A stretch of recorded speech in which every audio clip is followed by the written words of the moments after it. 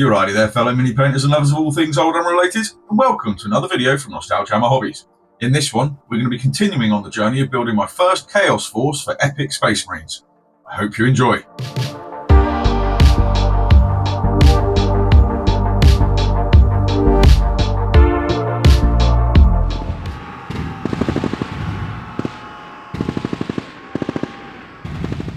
The first video in my journey of building my first army for Epic with this Chaos Force was me painting these Hellstriders, and I've used these to add some much needed firepower into my Chaos Force.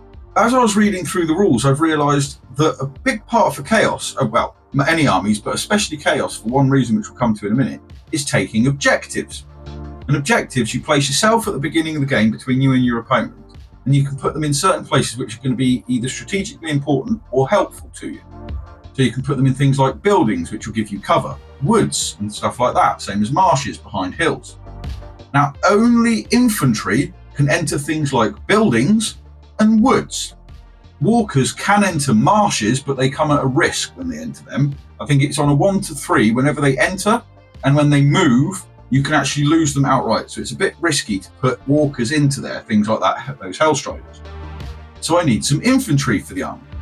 And my first choice, seeing as it's a Chaos Force, has got to be a Chaos Legion.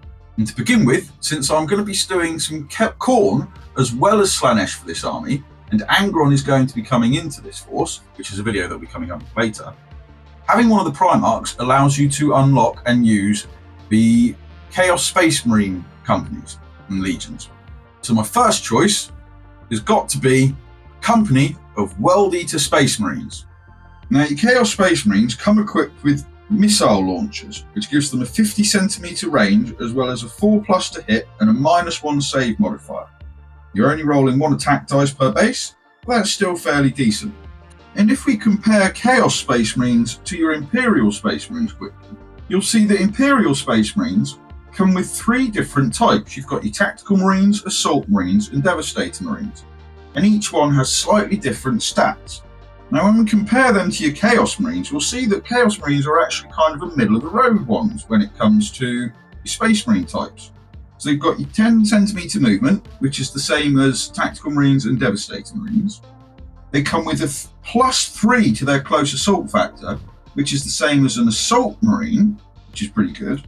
And where they come equipped with missile launchers, it almost puts them on par with Devastator Marines. Not quite, because Devastator Marines have a range of 75 centimetres, whereas Chaos Marines only have 50 centimetre range. The Chaos Marines only have 1 attack dice, instead of the Devastators having 2. But your Chaos Marines hit on a 4+, whereas your Imperial Space Marines all hit on a 5+. So you can see that the Chaos Marines are actually quite a nice sort of middle ground for all 3 of the main types of Space Marines for your Imperial side. So pretty handy when it comes to taking on objectives and holding on to them, especially if they're in buildings. Now that we've looked at the rules for Chaos Space Marines and what sets them aside and what makes them useful on the tabletop, we're going to put some paint on them. So grab yourself a cuppa and let's get to the painting desk.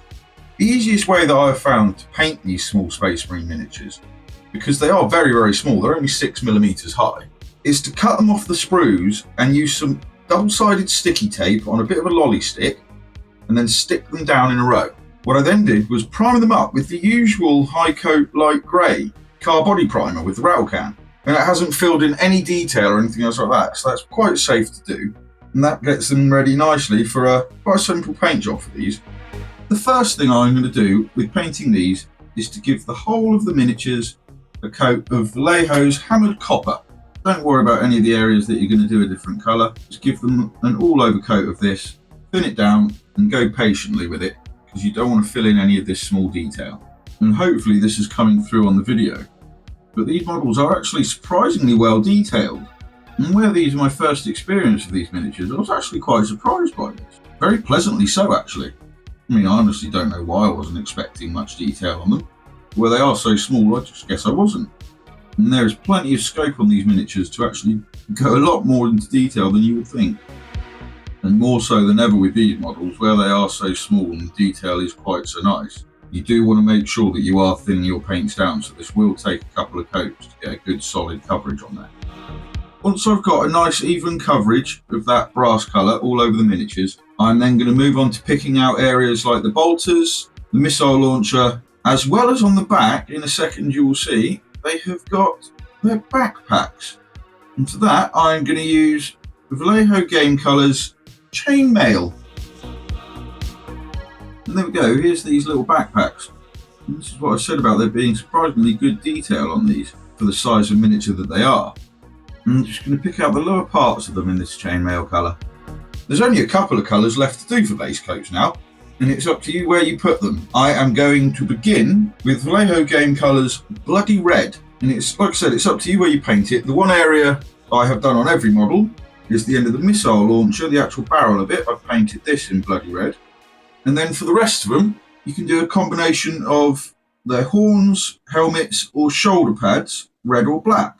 And like I said, it's entirely up to you what you do for this. So just go around the model very carefully, thin this paint down again so you don't fill in any of this detail, and pick out the areas that you want to be red. And then the final colour for base coats is going to be Abaddon Black, and just go around and select the areas that you'd like to be this. I'm picking horns, some of the helmets, and occasionally some of the shoulder pads as well. And just picking random bits and mixing it up will help to add a little bit of detail to the whole unit when it's all together. Because remember, for an entire company, there's 15 bases of these, each with 5 guys on there. So it's nice to add a little bit of extra detail just to help differentiate them and add a bit of variety into the unit. There's now a handful of washes for us to do. And the first one is going to be Agrax Earthshade, which I'm going to do over all of the copper areas. For all the chainmail areas that I've done, I'm going to give them a quick once over with Nuln Oil. And this just helps some of the extra little details stand out on the weapons. And then the final one that I'm going to do is GW's contrast paint Blood Angels Red over any of the areas that we've done bloody red. And there we go. With those washes done, you could quite happily call these guys quits at this point, considering they're only 6mm tall, 5 on a base, and you'll be viewing them from several feet away. That's really more than enough detail for them.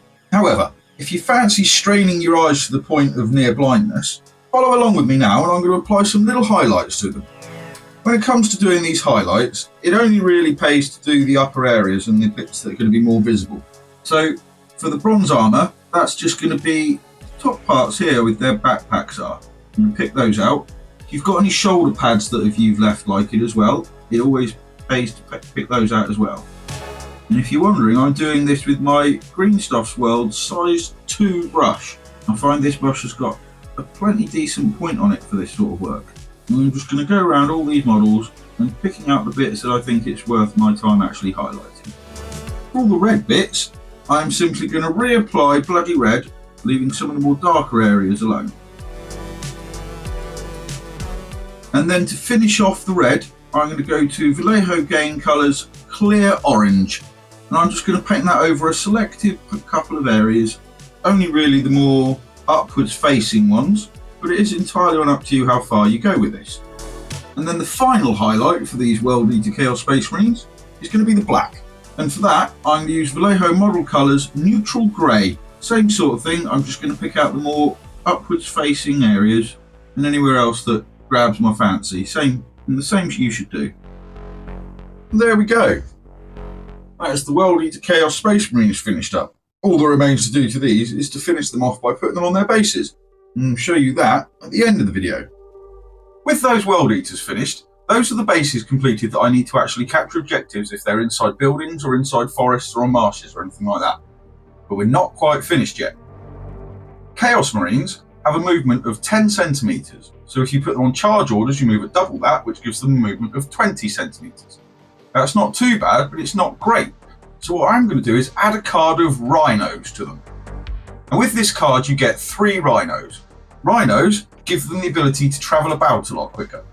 And as you can see, they have a movement of 25 centimeters. So if you put those on charge orders, that means they can move up to 50 centimeters in a turn, which means you can get some of your troops up onto that objective a lot quicker and put the rest of them on charge orders to try and catch up. Or at least that's the way I understand it by looking at rules. So adding some rhinos in for only 100 points is quite a handy little thing that you can do to make your troops that little bit more manoeuvrable. And I think they're highly worth it. The rhinos I've got are metal ones from, I believe, 3rd edition. So they come with some quite nice front attachments of death rollers, which I don't believe had rules in 2nd edition. They may have had it in the 3rd edition of Epic 40k. So if they have, put it in the comments below and let me know if they did or not. What we're going to do, we're going to go back to the painting desk, we're going to put some paint on these little rhinos, and then complete this unit for the tabletop. For the rhinos, for the World Eater unit, I'm actually going to paint these with the same colours but in a slightly different order. So to begin with, I'm going to take Vallejo Game Colours Bloody Red, and I'm going to paint that over pretty much most of the vehicle. And again, you are going to want to apply 2 or 3 thin down coats of this just to get full coverage and not fill in any detail. What I've done to help paint this one is just blue tack it to a base. I think this is a 32mm one, but whatever base the model fits on.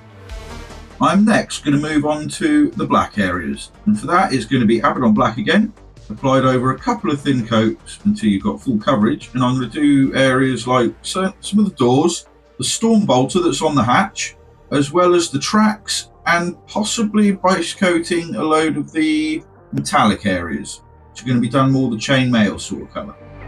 I'm then going to move on to Vallejo Game Colours Chainmail and do a few details knocking about on it, like the tracks, some of the spikes, as well as the front death roller.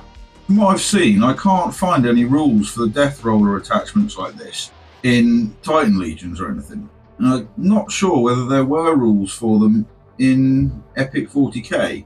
If there were, put down in the comments below what they were. I'd be kind of interested to see. I'm also going to paint some of the details on the storm bolter on the front of him. And again, I'm not sure if there were rules for the storm bolter in Epic 40k, because, like we said earlier, in Titan Legions they only come with bolters. So again, if there were, put down in the comments below. The final colour to base coat is going to be the Vallejo Game Colours Hammered Copper, and I'm going to use this over certain areas like the trim around the doors, as well as any arrows that are on there. And I'm also going to paint these spikes on the side of him in this copper colour as well. Now that the base colours are done, it's going to be the washes again, and it's going to be the same ones as we did on the World Eater Marines. So that's going to be Contrast Paints Blood Angels Red over all of the red parts, Agdrax Earthshade over any of the hammered copper, and then Null Oil over any of the chainmail that I've done. After we've done the washes, we are again going to do a couple of little highlights on this. And I'm going to start with the neutral grey, going over some of the black bits. It's not many, it's going to be, there's a couple of rivets knocking about on this one. Some of the other sculpts are a bit different. So again, it's your choice entirely on how far you go with this. What I'm going to do is pick out some of these little rivets, as well as a couple of the edges of some of the doors, but nothing major, as well as highlighting a couple of the edges of this storm bolter that's on here.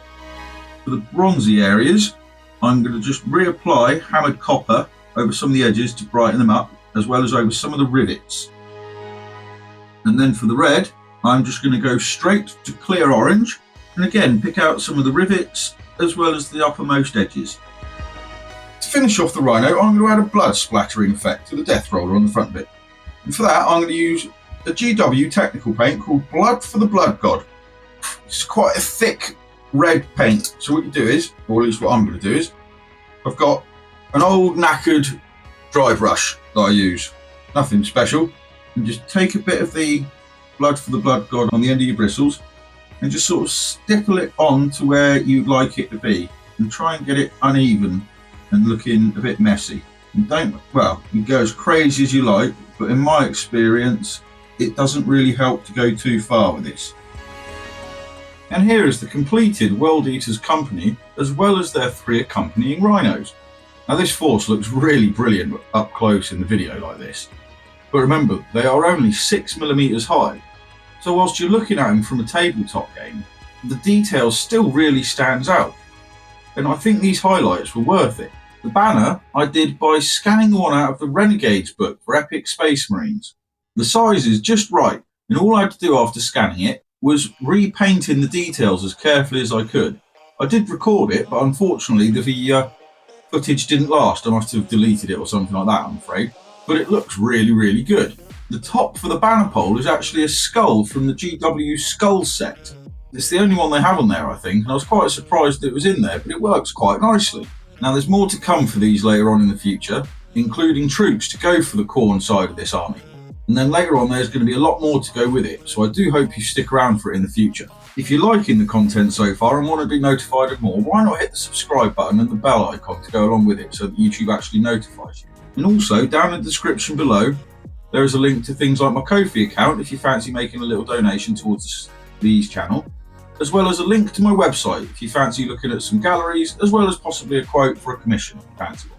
And like I said, there will be a lot more epic coming in the future as I build the rest of this 4,200 point army to face Jason later on. So I hope you'll stick around with it. So with that, stay smiling and keep the old hammer alive.